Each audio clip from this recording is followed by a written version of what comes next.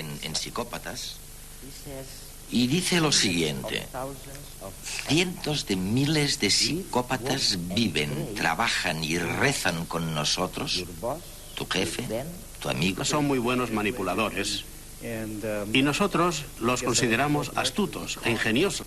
¿Podríamos explicar a la audiencia lo que quieres decir exactamente? ¿Falta de empatía y falta de conciencia? Hay muchos casos donde se puede ver la falta de empatía. Esto sucede cuando no se es capaz de ponerse en el lugar de la otra persona, pero más de forma emocional que intelectual.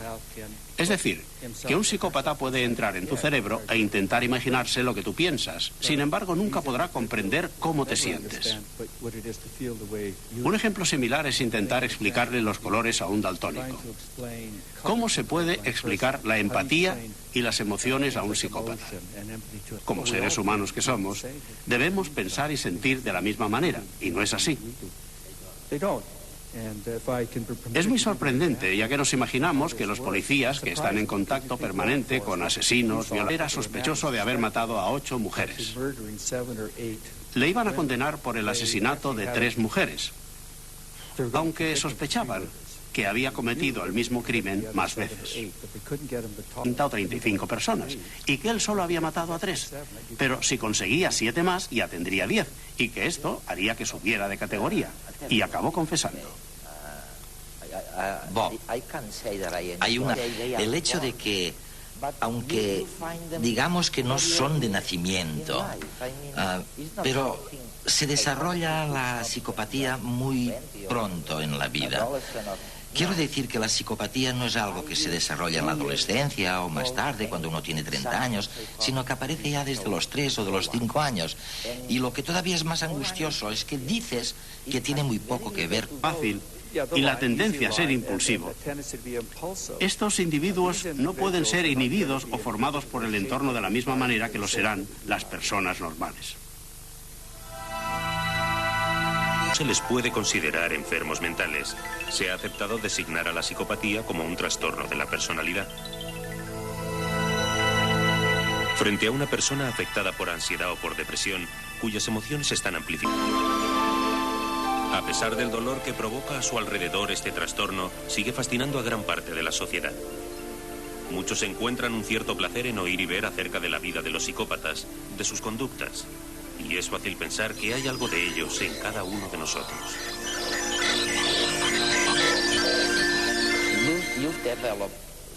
Tú has desarrollado algo que ahora se utiliza en todo el mundo. Lo llaman el... ¿Algo más? Entonces saco el manómetro y lo tomo. Este aparato ofrece ventajas, ¿no?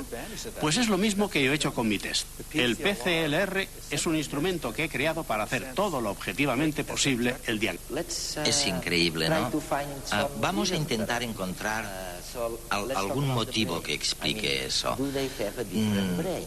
Vamos a analizar el cerebro, por ejemplo, porque sé que en una investigación que habéis estado haciendo, resulta que tienen un cerebro extraño. Creo que no es en relación a la estructura, que es la misma que la de la gente normal, pero su funcionamiento es de una manera diferente. Y en los últimos 8 o 9 años hemos estado analizando cómo funciona su cerebro. Y podemos establecer las partes que están activas cuando la gente procesa ciertas tareas o cierta información. Uno de los hallazgos más significativos es que mientras un psicópata intenta analizar algo que contiene una carga emocional, ya sean fotos o palabras, las partes del cerebro que se activan no son las mismas que la que se activa en la mayoría de personas. Lo que estás diciendo es que si le mencionas a un psicópata una emoción negativa, como la violación, parece ser que las áreas del cerebro que procesan este material son distintas a las de los demás. En efecto, y de hecho lo que sucede es que si a un psicópata le mostramos la palabra violación en la pantalla del ordenador, la trata como una palabra neutra, como las palabras mesa, silla o árbol. Parece ser que hay muy poca diferencia en la forma que responden o en las partes del cerebro que se activan. Esto es muy curioso. ¿Por qué es así?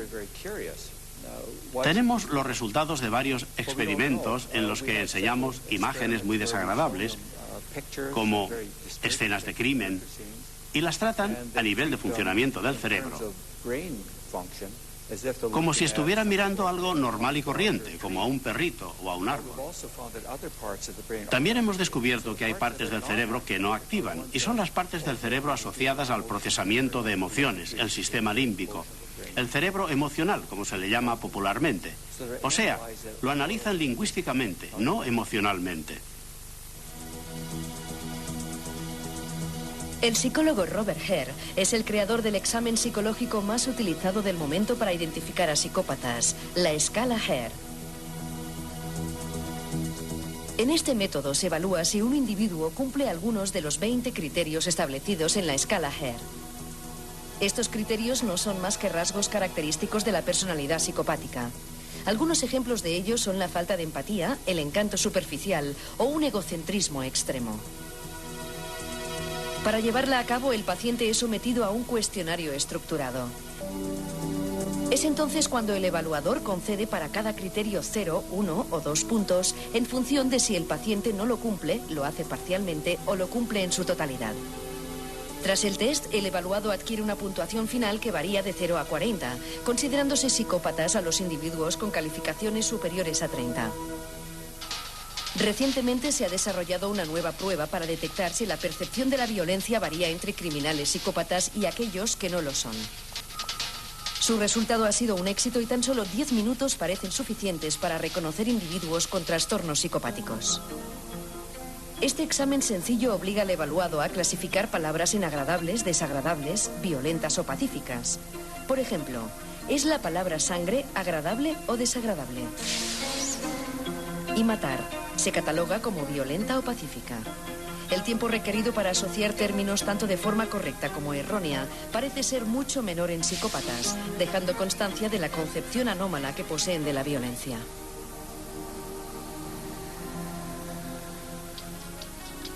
Nuevas técnicas en el campo de la visualización cerebral, como la resonancia magnética, han permitido relacionar la conducta psicopática con defectos biológicos. Así, la corteza prefrontal, vital para gestionar los impulsos, presenta una reducida actividad.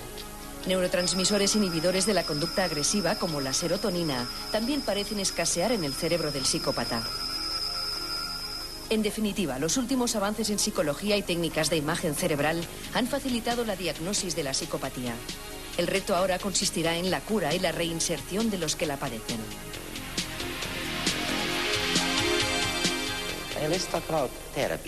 Hablemos de las terapias, porque hay de nuevo algo increíble y fascinante. Tú dices que nos olvidemos de los programas de rehabilitación para estas personas, porque muy probablemente funcionan al revés. Esta gente aprende cómo engañar. De manera que lo mejor es, no utilizar los programas convencionales de rehabilitación. Oye, ¿cómo les decimos esto a los jueces y a los encargados de custodiarlos en las cárceles y a los profesores que hablan y enseñan de estos temas? Tienes razón. Los programas tradicionales de rehabilitación ayudan muy poco a los delincuentes psicópatas.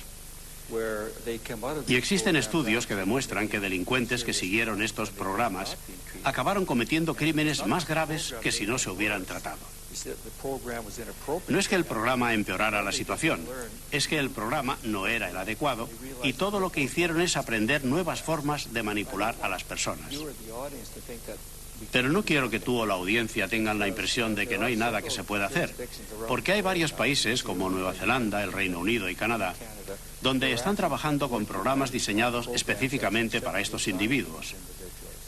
Uno de mis colegas y yo estamos trabajando en un nuevo programa que apela no a su sentido de la conciencia o su falta de empatía, sino que se basa en el comportamiento, sus maneras. Queremos cambiar el comportamiento. Es muy difícil, pero hay que probarlo, ya que lo único que hacemos ahora es encerrarlos. A mucha gente les gusta esto. A los psicópatas, como no se les puede hacer nada, se les encierra. Pero esto presenta un peligro para todos. Lo que queremos hacer es presentar unos programas adecuados que logren reducir la propensión a la violencia. Bueno, oye, la última pregunta es casi relevante dentro de este contexto, porque lo que te iba a preguntar es ¿por qué tú has tardado tanto y los demás habéis tardado tanto en diferenciar el comportamiento de los psicópatas del resto de los criminales? ¿Por qué os ha tomado tanto tiempo? La pregunta no es irrelevante y de hecho es una pregunta muy importante. Pensamos que si se les da una oportunidad todo irá bien. Algunas personas creen que si les damos un cachorro de perro, un abrazo y un instrumento musical ya estarán bien. No estarán bien. Esto es parte del problema. No todos los se encuentran entre los que son más difíciles. Pero uno de los problemas que existen para tratar esta enfermedad en concreto es que es difícil reconocerlos. Yo di una conferencia en Gales, antes de venir aquí, que tenía el título de Serpientes vestidas con traje. Y hablaba del psicópata que no está en la cárcel, sino el que está en el equipo de gestión, o es un comercial, o es un marido, o esposa. Son personas que no reconocemos, pero las víctimas sí las reconocen. Normalmente cuando acabo de dar una conferencia me dicen cosas como: acabas de describir a una persona que está en mi vida, pero que no está en la cárcel. En un mundo perfecto, el psicópata también sobresaldría, ya que sería el depredador, porque eso es lo que hacen, se aprovechan de las personas. Podemos tener una utopía perfecta y seguiría habiendo psicópatas. Y esto es políticamente incorrecto. Sí, y no nos gusta utilizar desde pozos con agua, tierras de labranza, o allá donde haya poder o prestigio. Donde se pueda obtener dinero habrá un psicópata bien vestido e inteligente que le atrae estas cosas y que lo hará muy...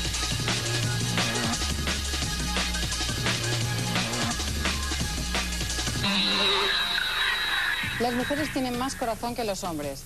En realidad, lo que han constatado los cardiólogos del Hospital Gregorio Marañón de Madrid es que el corazón femenino es más resistente y más potente que el masculino. La principal conclusión es que el corazón femenino cicatriza mejor, tiene mayor capacidad de contracción y registra menos arritmias ventriculares que el masculino. En el caso en que hombres y mujeres tienen idéntico pronóstico de insuficiencia cardíaca, las féminas presentan menores tasas de mortalidad que los varones. Se trata del primer estudio en que se han analizado parámetros cardíacos teniendo en cuenta el sexo de los enfermos. Hasta el momento, la mayoría de investigaciones se habían realizado básicamente sobre una población masculina. A juicio de estos expertos, la causa de la mejor preparación del corazón femenino podría radicar en el embarazo, etapa en la que el músculo cardíaco debe realizar un trabajo suplementario importante. Diseño y reciclaje se unen para crear objetos y utensilios de última generación. Su principal ventaja es que son prácticos y cómodos, pero sobre todo respetuosos con el medio ambiente. Los productos sostenibles se están convirtiendo en una tendencia en alza. La idea es reaprovechar de forma útil todos los desechos que genera la sociedad de consumo. También existen sofás hechos a partir de un componente que imita la madera y tejas fabricadas con latas de aluminio prensadas. Y es que en un futuro inmediato aparecerán productos procedentes de materiales de desecho que, tras aplicarles tecnología de última generación, se convertirán en bienes de consumo imprescindibles. Está claro que después de nacer, la experiencia va moldeando la arquitectura del cerebro. En la Universidad de California han identificado un gen que juega un papel esencial de la Estación Espacial Internacional. Lo último que han ideado es un robot que ayudará a los viajeros espaciales en sus paseos por el exterior de la instalación.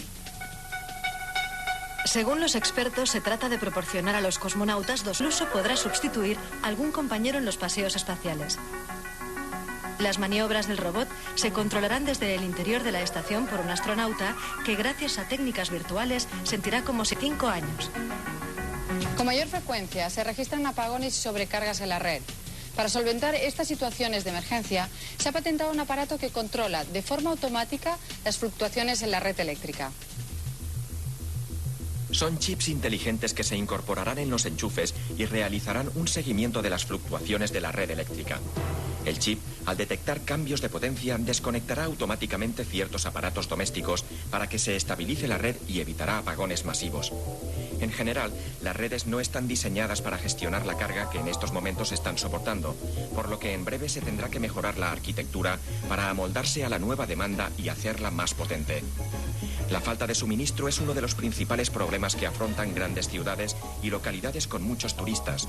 Se espera que en 2 años, en España, se pondrá a punto un sistema de distribución eléctrica totalmente actualizado.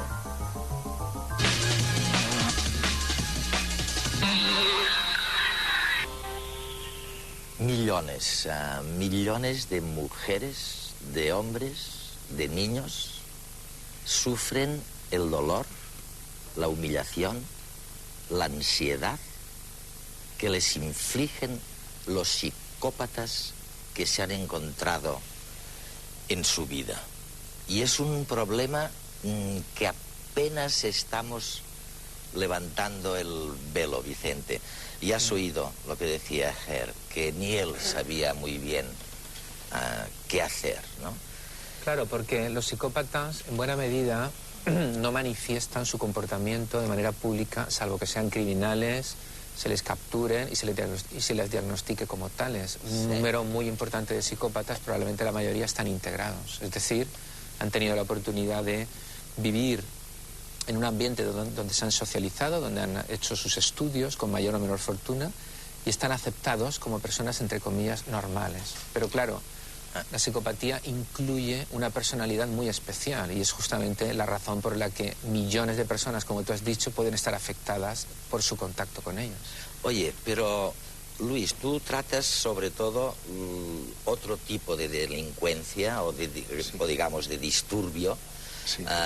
Que son los violentos, ¿no? Los grandes asesinos. Sí. ¿En qué diferenciáis? ¿Por qué el psicópata es un caso tan especial? ¿Qué es lo que le distingue de otros delincuentes? Sí, pues es un tema de... Bueno, los delincuentes pueden ser de varios tipos, ¿no? Entre ellos están los psicópatas, diríamos, el principal componente de la delincuencia es la psicopatía. Luego está los sociópatas, que tienen problemas sociales. Hay gente con marginación, con otros problemas, gente con toxicomanías. Pero yo diría que el principal, el grueso de la delincuencia está precisamente en los psicópatas y en los trastornos de personalidad. Ahora, ¿por qué hay psicópatas que son tan graves, tan acusados, mientras que otros pueden llevar, como ha dicho Vicente, una vida social más o menos normalizada? Pues la diferencia es una diferencia de cantidad. Es decir, hay psicopatines y psicopatones, ¿no? Como se dice vulgarmente. Es decir, hay personas que su tendencia a la agresividad es tan elevada y que tienen tanta dificultad para controlar los impulsos que pueden llegar a matar. Pero yo le he oído decir a Vicente que tus psicopatines pueden ser más psicopatones. Claro, claro, porque es muy importante, efectivamente, Eduardo, es muy importante cuál es el lugar que ocupen en la jerarquía social. Es decir, lo que dice Luis es verdad desde el punto de vista del ciudadano corriente. Una persona que tenga un grado muy elevado de agresividad, de necesidad de estímulos, de necesidad de dominio para sustituir su ausencia de emociones, pues tiene más probabilidad de convertirse en un gran asesino. Son los asesinos que él ha estudiado en su libro de Asesinos en Serie. Sí. Pero aquellas personas, como analizo también en mi libro, El psicópata, aquellas personas que pueden llegar a ocupar puestos altos en la jerarquía, por ejemplo, del ejército, de la policía, de la política, del mundo de las finanzas, pueden causar auténticos estragos. Por ejemplo, gente como Milosevic, como Saddam Hussein, probablemente sean personas con un diagnóstico de psicopatía. Esta gente ha llevado la ruina, a la destrucción y a la muerte a millones de personas. Y en la historia tenemos casos así. Entonces, el psicópata integrado, en la medida en que controle su agresividad, si no es un estadista o alguien muy importante, es verdad que no matará, pero puede humillar, puede causar mucho mal. Destruir, puede... Y una cuestión muy importante es que, mientras que el asesino en serie al final es capturado después de haber matado un número determinado de personas, muchos de los abusadores de niños, de los maltratadores de mujeres, muchos de los que están cometiendo delitos ocultos que difícilmente salen a la luz, pueden probablemente tener una personalidad así. Oye, pero vamos a ver, porque a mí lo que me asombra de este tema es que lo que estáis sugiriendo es que las personas no son inherentemente buenas. O sea, vosotros lo que estáis diciendo es que hay unos personajes que no tienen conciencia ni compasión y que a lo mejor proceden de un ambiente familiar perfectamente estable, que no hay, que ni son pobres, ni son, de una raza maltratada. Exacto. Y luego me lo ponéis peor porque me estáis diciendo, con Ger, que no hay nada que hacer. O sea que a este señor que no tiene conciencia, que me oigan los funcionarios de las cárceles y de los ministerios y las familias anonadadas por este tema, que me oigan porque estáis diciendo que no hay manera de devolverle ni la conciencia ni la posibilidad de empatía, de ponerse en el lugar de los demás. Vamos a ver, yo creo, Eduard, que la ciencia ha demostrado hasta ahora sobradamente que el ser humano no nace ni bueno ni malo, nace con unas propensiones o unas tendencias que si no se canalizan bien pueden llegar a una agresividad y a un comportamiento explotador de los demás. Pero dado que podemos socializar, dado que podemos desarrollar una cultura, hemos creado una moral y una ética para regirnos, y los sentimientos podemos canalizarnos para fomentar ese potencial de solidaridad que también tiene el género humano. Ahora bien, los psicópatas representan el lado más oscuro del ser humano, puesto que estas personas, por las razones que sean, se revelan como necesariamente depredadores del resto de la especie. Es como una parte de nuestra naturaleza que no tiene esa capacidad de desarrollarse para la causa, digamos, del bien, de la solidaridad, de la compasión, etc. Y esto precisamente es por lo que el psicópata es el ser humano más peligroso que existe, sin ninguna duda.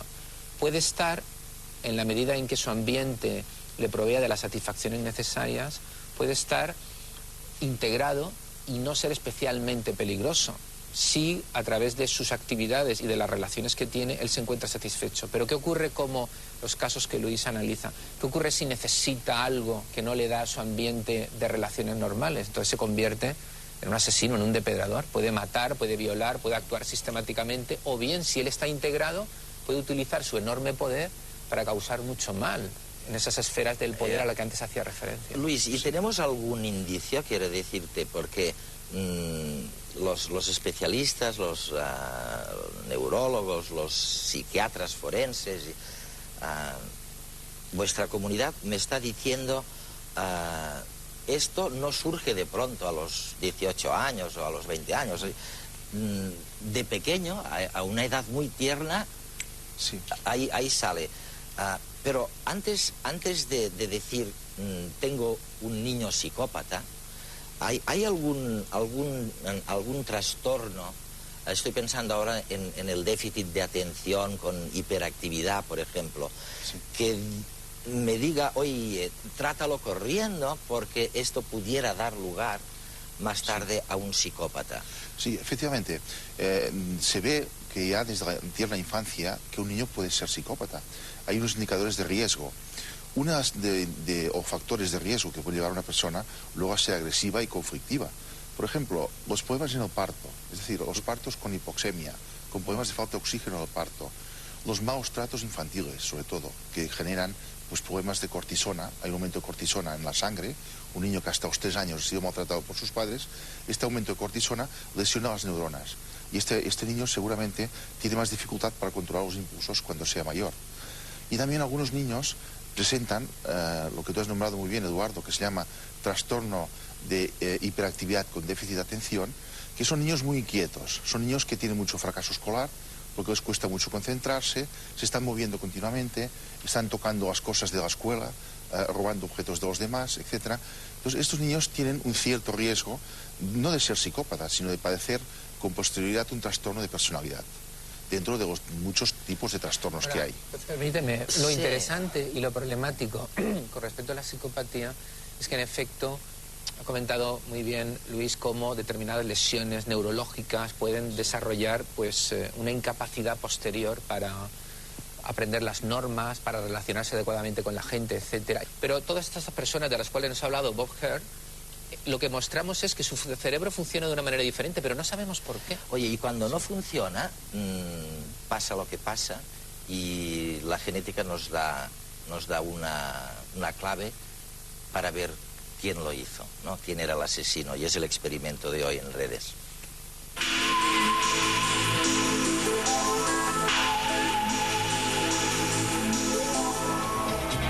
Desde los guisantes de Mendel, la genética ha evolucionado no solo para conocer los fundamentos de la herencia, sino porque puede establecer con precisión la identidad de una persona.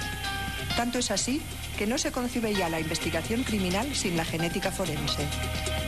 Gracias a los adelantos de la biología molecular, cuando en el escenario de un crimen se encuentran restos biológicos, como pueden ser sangre, semen, cabellos, se puede determinar si pertenecen o no a un sospechoso por comparación de fragmentos de ADN.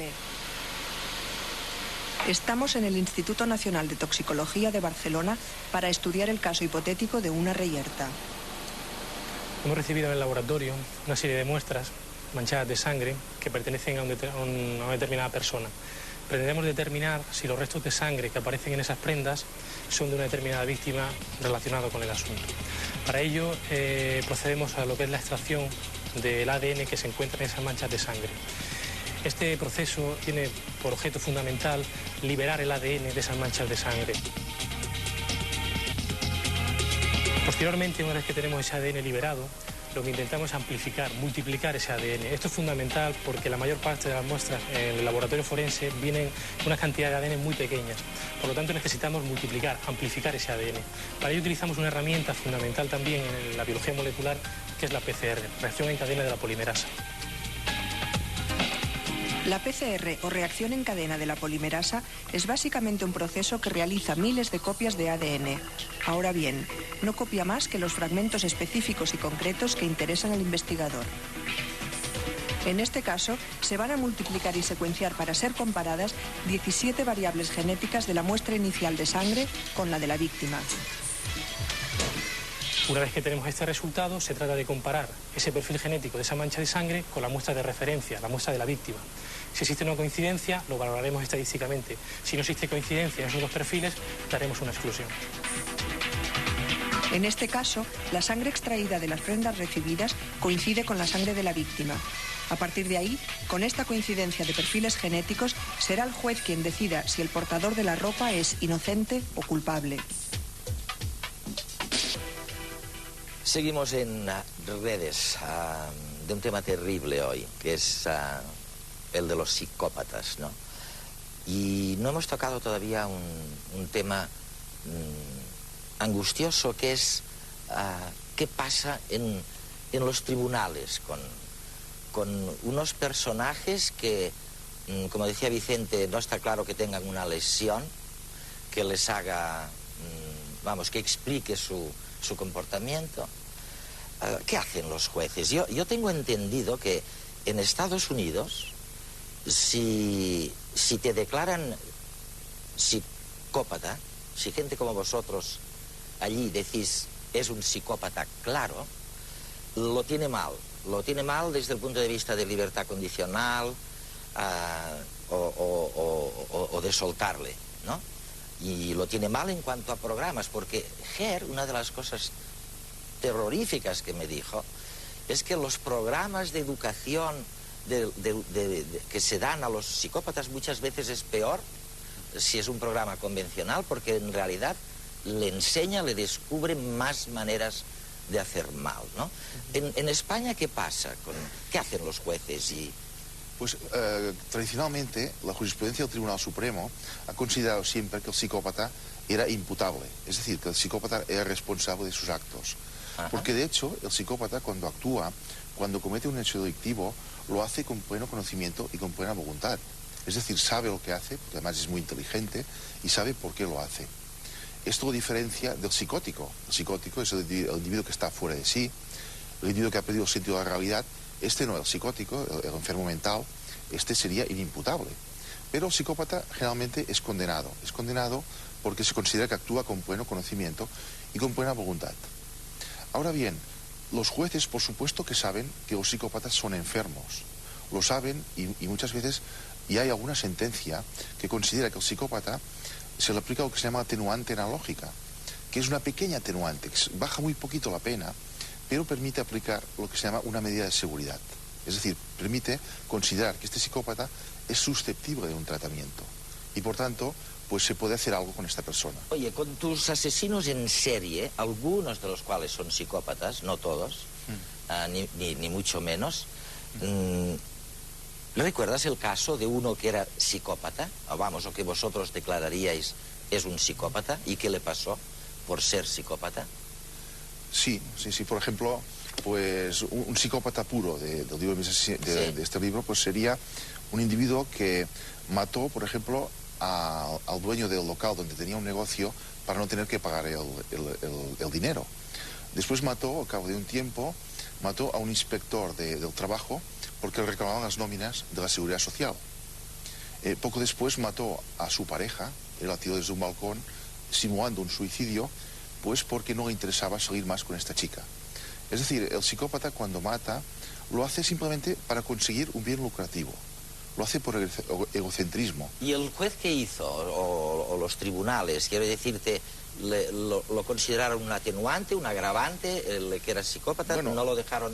Este caso fue un caso muy atípico porque las pruebas no estaban bien hechas, hay que repetir el juicio, pero luego murió, este individuo murió porque fue asesinado después el propio psicópata. Pero en general los jueces los condenan. Claro, lo condenan, pero es una forma, la condena es para proteger a la sociedad. Porque claro, si nosotros, por ejemplo, fuéramos a la cárcel y consideráramos a los psicópatas enfermos y abriéramos las puertas de la cárcel, entonces se generaría una gran inseguridad ciudadana. Y entonces, como forma de protección de la sociedad, los jueces, el único remedio que tienen es pues considerar imputables a los psicópatas. El concepto de enfermedad es un concepto un poco complejo porque la cuestión con el psicópata no es que, a diferencia del psicótico, por ejemplo, un esquizofrénico, él pierde contacto con la realidad. Es decir, él es plenamente consciente de lo que hace, él quiere hacer lo que sus actos demuestran, solo que no le importa. Es decir, así como una persona con una esquizofrenia o una psicosis pierde su sentido de la realidad y por consiguiente la diferencia entre el bien y el mal de algún modo desaparece, el psicópata, sin embargo, es plenamente consciente, sabe que lo que está haciendo es un delito, que es moralmente equivocado, pero eso a él no le importa, no le concierne. Entonces, claro, el concepto de enfermedad tradicionalmente se entiende como aquella persona que es, digamos, incapaz de controlar y de ser consciente de sus actos. Y en el psicópata, sin embargo, lo es. Bueno, y los hay que son o han sido muy famosos, psicópatas famosos. En el siglo XV, el príncipe rumano Vlad el Emparador, origen del personaje literario de Drácula, empaló a 100.000 personas en 6 años. Enemigos turcos, adversarios políticos o simples súbditos cuya conducta desaprobaba. Esta gran impunidad de la que disfrutaban los nobles permitió a la condesa húngara Elizabeth Bathory torturar y asesinar a 650 muchachas, en cuya sangre se bañaba para conservar su juventud. Como Vlad, Bathory era una verdadera psicópata, incapaz de sentir remordimientos ante su conducta. Ambos alimentaron la leyenda de los vampiros.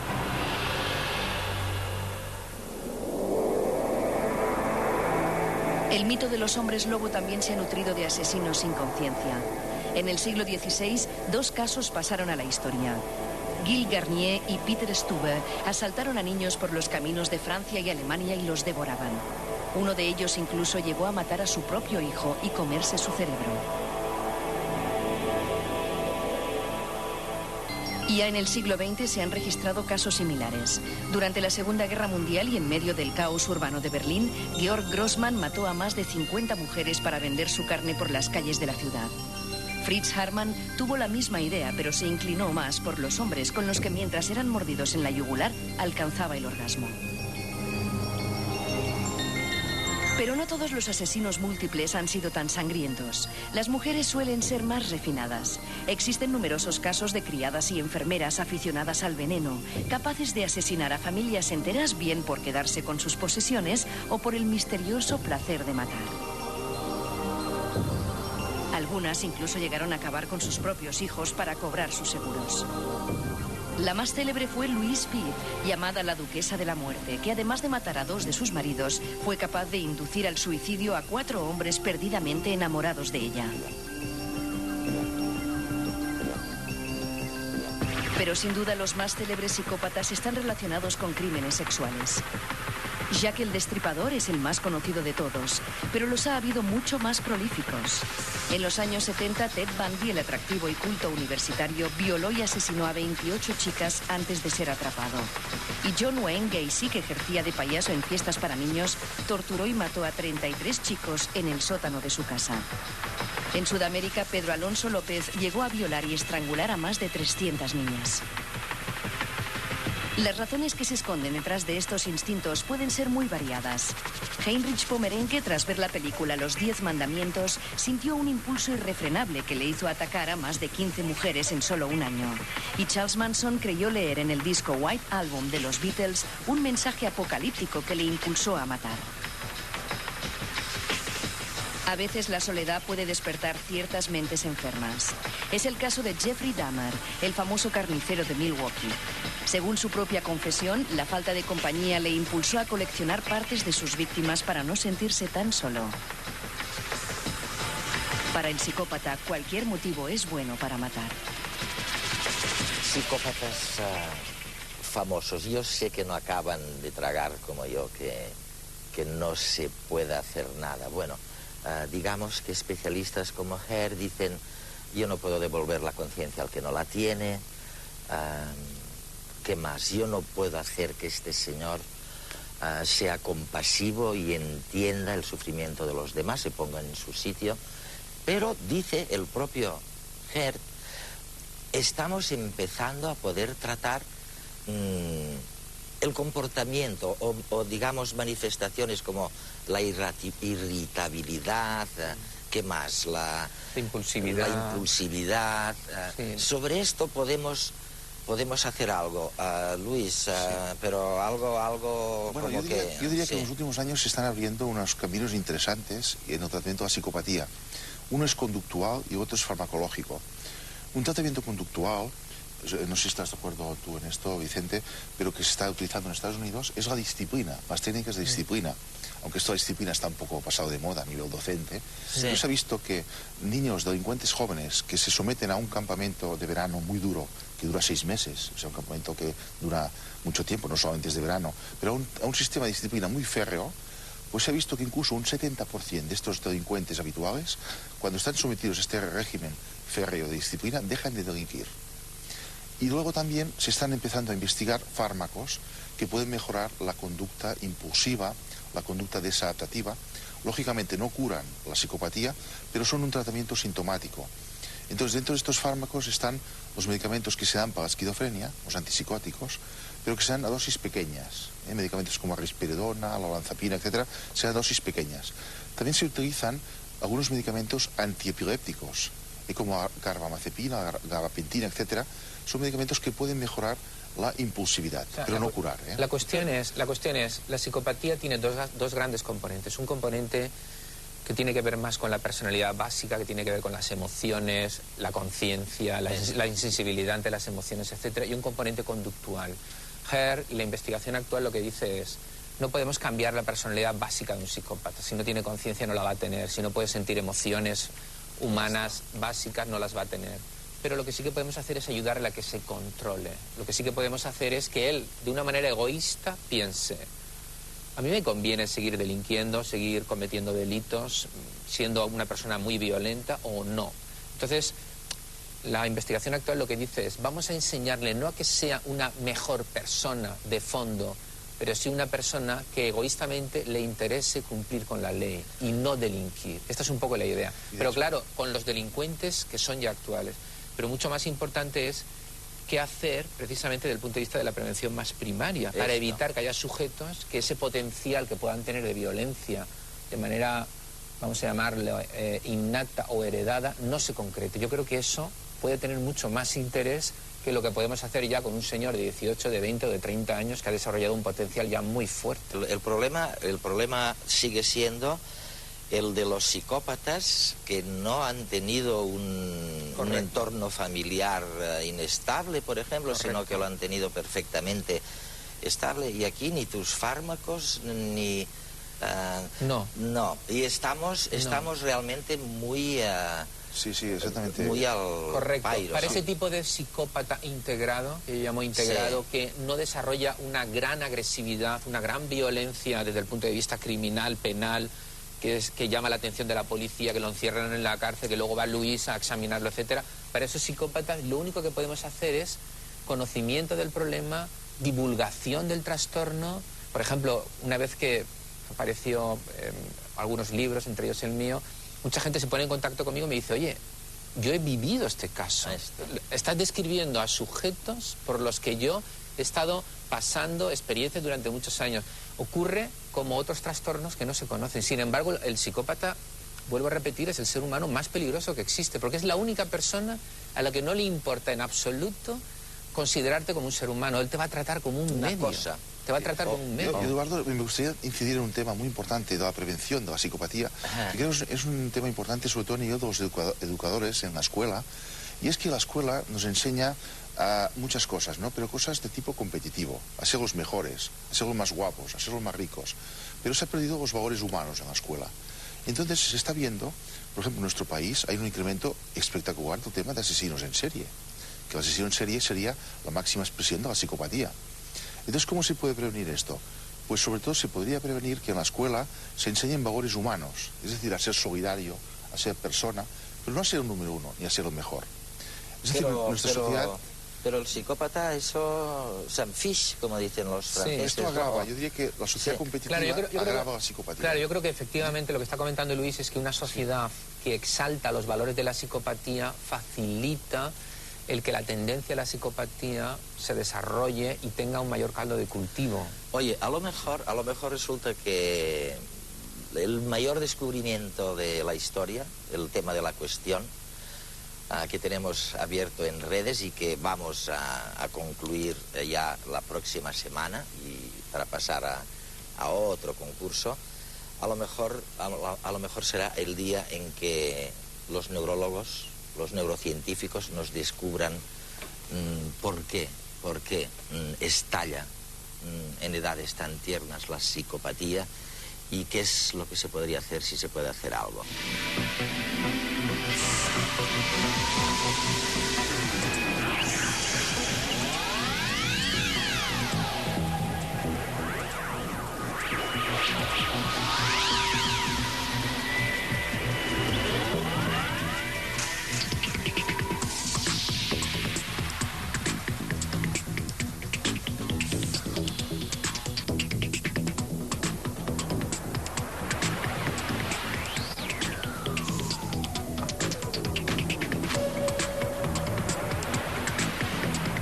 Yo qué sé, tenemos cantidades de propuestas, nos damos de tiempo esta semana y la siguiente para que personas como Sergio García Villamor, de donde es, de Vitoria, que nos explica muy bien, razonado, por qué el fuego fue uno de los grandes inventos. Pero les dejamos una semana de plazo para que nos sigan mandando sus maravillosas ideas sobre cuál ha sido el mayor invento de la evolución de la especie humana. Y con esto les dejamos hasta la próxima semana.